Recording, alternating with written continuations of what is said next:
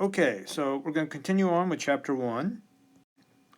Okay, so we're going to continue talking about what it looks like when you go out and you look at the night sky. And if you just simply go out, you don't have a telescope, you're just looking with your naked eye, you can generally see about 3,000 stars that are visible at any one time.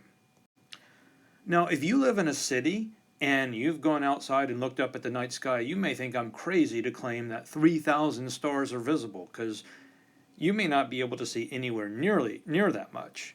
The reason why, if you're someplace like a city, if you look up, there is so much light pollution that the number of stars that are actually visible to your eye are greatly diminished. Now, light pollution means that in our cities and other similar environments, there is a lot of ambient light during the night. We have buildings with lamps and lights inside of them. We have street lamps. We have cars with headlights driving around. There's a lot of ambient light in our cities, and it makes it harder for us to see the stars that are in the night sky. But if you go out way out into the boondocks and you look up at the night sky, you're going to find that the stars look a lot brighter and that you can see a whole lot more of them than you normally can. Now, these stars are oriented randomly in the night sky, but there's something about the human brain. We want to see patterns. And so if you look at a bunch of random dots, you can see patterns. An analogy to this is, have you ever looked at clouds and seen patterns in the cloud? Like that cloud looks like a rocket ship, and that cloud looks like a smiley face or whatever. Well, we do the same thing when we look at the stars in the night sky. We see patterns, and we use these patterns to help us identify the different stars in the night sky. And some of these patterns form what we call constellations. A constellation is simply a pattern that we superimpose over a collection of stars to make it recognizable or to make it easier to identify. So here's a picture of the constellation of Orion. You can see right here that we're talking about Orion, and Orion consists of a star here and a star here and a star here, and there's a group of stars going down. And then, of course, these 3 stars in a row right here. And it's those 3 stars in a row that make it very easy to spot the constellation of Orion.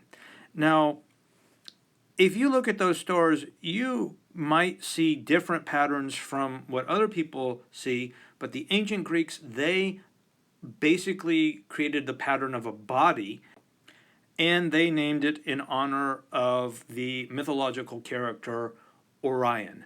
In fact, the myth was that Zeus actually put Orion in the night sky. So here we have that same constellation of Orion, only now we've superimposed the image above, and we can see here this star represents the shoulders. Here we have the stars that represent the knee and the ankle. Here's the 3 stars which make up Orion's belt, and that's what we actually call those 3 stars. They're Orion's belt. And his sword is hanging from a scabbard attached to his belt. So those are the main stars that make up the constellation of Orion. And if you recognize that pattern, and you can see it's almost like an hourglass shape with the 3 stars in the middle, that pattern is very recognizable in the night sky. It's actually one of the easiest constellations to find. And that's the whole purpose of having a constellation. It's a pattern that we impose on collections of stars that enable us to remember them. Now, constellations are very useful for locating and finding stars. There's another star that's very special, and it's called Polaris. And Polaris is sometimes called the North Star, and it is almost due north in the night sky. In fact, it will always be in the same location in the night sky. The other stars, the other constellations, they move relative to your field of view. Actually, what's happening is they're staying where they are, and the Earth is rotating, so you're on the Earth is rotating away. But from your perspective, it looks like the stars are moving. And so, but Polaris is a star that's easy to find because it's always essentially in the same spot in the night sky, which is kind of nice. Now, it is worth noting, as an astronomy teacher, I get people making jokes all the time, at least I hope they're making jokes, about astrology.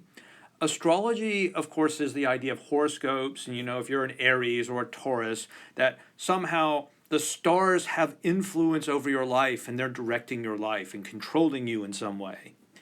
It's nonsense.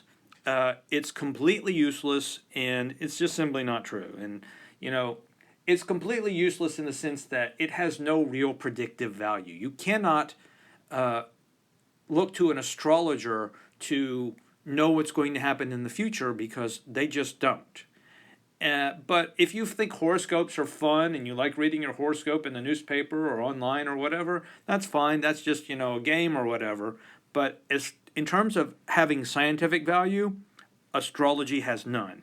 And so please, you're in an astronomy class, don't ever confuse it with astrology.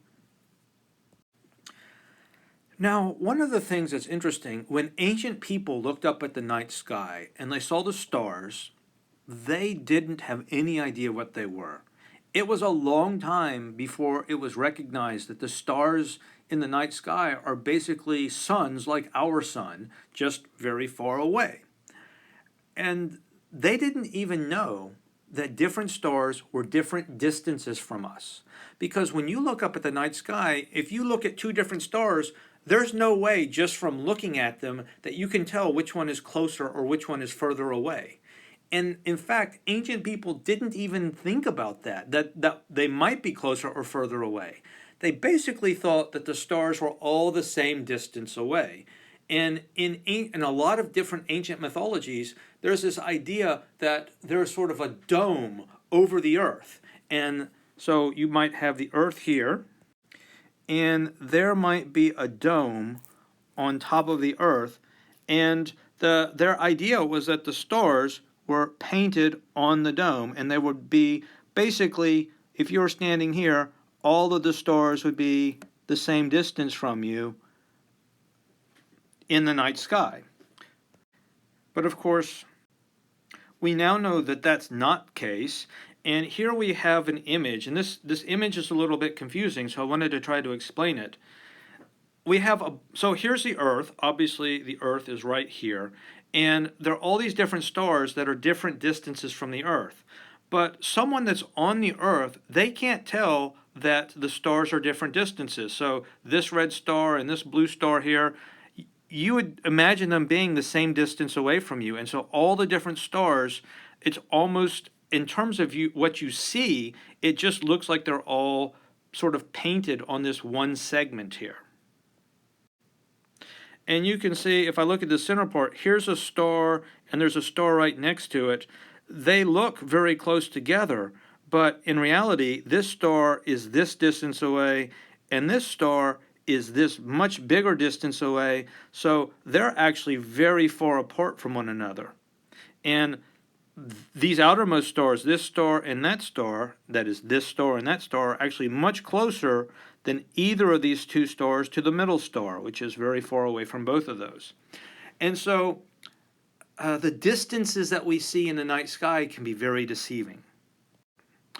Now, if you imagine the Earth surrounded by a dome, or actually if you think of the Earth as a sphere, you can imagine it surrounded by a whole sphere, where all the stars are painted on the sphere. That's the way people used to imagine the world. They used to think of the world in this fashion. And even though we now know that that's not true, that idea actually still is useful in some ways. Because if you are wanting to take your telescope up and look at something in the night sky, how do you find it? Well, what you can do is you can imagine that this sphere is real, and you could say, so let's say I wanted to find Gemini, which is over here somewhere. So this is Gemini. If you're standing here, if you basically want to find it, you can say, okay, well, I'm going to point my telescope to the north, and then I'm going to swing down this angle here, and I'll swing, horizontally a different angle, and by going along the sphere, so you go up, and then you come down, and then you go across, you can find whatever star you want to look at by imagining them as being located on a sphere, and you just point to the right angles to point to the constellation or whatever it is that you're looking at. And one more thing that this picture might be useful for showing, you can imagine, now of course the Earth is rotating, and you can see this little arrow here which is showing the direction that the Earth is spinning about its axis. The Earth is rotating, and so if you're standing on the Earth, you're rotating with it, and these constellations will all seem to move as the Earth rotates. But the North Star is up here, along the direction of the due north. And so as the Earth spins about this axis here, the North Star isn't changing any position relative to the Earth because it's always lined up with the North Pole no matter where the Earth is spun. Whereas something over here, as the Earth spins, it seems to move in the night sky, but the North Star is consistent. Okay, so here is another idea. Now, on Earth, our daily cycle is defined as going from noon of one day to noon of the next day. And this is called diurnal motion, and that represents one solar day. Now, there is a different way of defining what a day is. And there's also something called a sidereal day. The sidereal day represents one complete spin of the Earth about its axis. But in order to get a solar day, the Earth has to spin a little bit further than that. And so this picture here on the right kind of gives you the idea of how that's going. So here's the sun and here's the Earth, and you can think of this arrow as being a stick. And so this stick is pointing straight up. At noon, it's pointing straight at the sun. Now, the Earth is spinning on its axis, and it's also going around the sun. So those two motions are happening both at the same time. The Earth is rotating about its axis as it revolves around the sun. Now let's consider one complete rotation of the Earth. That would be a sidereal day, and the stick that I pointed in the ground, once the Earth is spun all the way around, it would go back to where it was before. And so that would be one complete revolution of the Earth. But notice, because the Earth is also moving around the sun, it's moved up a little bit. So originally the Earth was right here, but now it's moved up to here. And so as the Earth spins on its axis, when the stick is oriented the way it was before after one complete spin of the Earth, it's not pointing at the sun because the whole Earth is moved.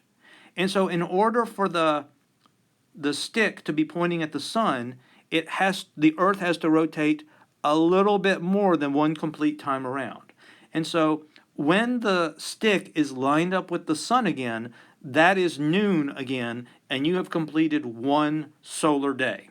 But the sidereal day is the day that is basically represented by the Earth spinning one time around its axis. So a solar day, what we think of as a normal day, is not just the Earth spinning about its axis, it's the Earth making one complete spin about its axis and then a little bit more.